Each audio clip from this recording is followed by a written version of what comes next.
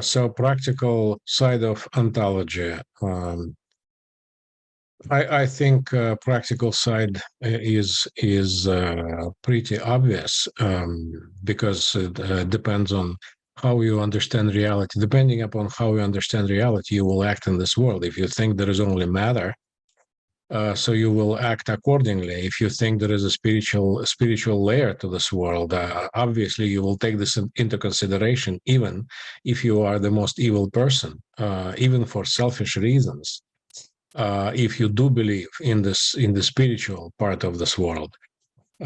So ontology basically gives you the framework for your whole worldview.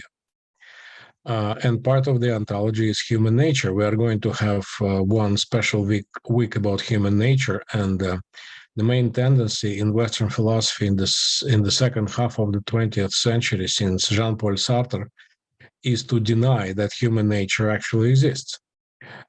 So existence first, and you create your own nature, so to say, by making choices.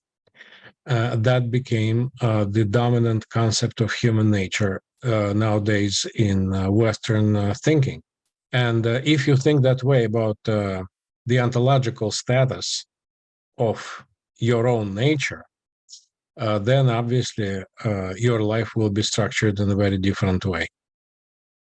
And oh, hold on a second, let me admit one more person. Hi, Kanye.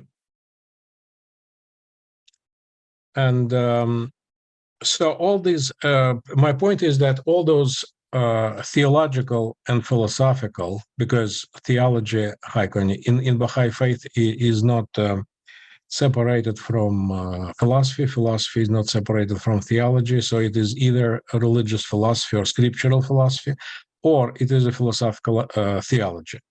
So the point is that all those topics in theology and or philosophy are interrelated with each other. And ontology is that basis that gives you a general structure of the world for your personal worldview. And well, you say it so eloquently, and you, in a way, you say, well, this is so obvious and so simple, but it's profound to me. Just listening to you, this is really important that this get out. And I'm here to tell you, a lot of the Baha'is that I talk to and the public discourse, whatever, they think that Baha'u'llah saying start with words and end with words applies to philosophy. And they just keep saying that. The House of Justice actually came out with a letter saying, no, that's not what he meant. And now you just crystallized for me, which I think is really important, that these are important topics because of decisions you're really making that's based on something you may not even be thinking about inside yourself. Yes. Look, every person has his or her philosophy of life. And it may be more or less sophisticated, but you do not act and you do not live without having some kind of worldview. And philosophy is that worldview. Philosophy is what provides this worldview more or less coherently. Now, Shoghi Effendi does not say that philosophy begins with words and ends with words. He calls actually philosophy a discipline. And I think this is very profound, because he does not say that philosophy is a science. Philosophy is not a science, because philosophy does not operate with laws of nature or laws of anything. It does not calculate, etc. Philosophy is a spiritual endeavor that creates a systematic, more or less, that depends on the person, him or herself, that creates a more or less systematic, all-encompassing, comprehensive worldview that you may be conscious of or you may not be conscious of, but it's still in you. And that overall understanding of how the world is structured gives you the impetus to act in this or that way in this world.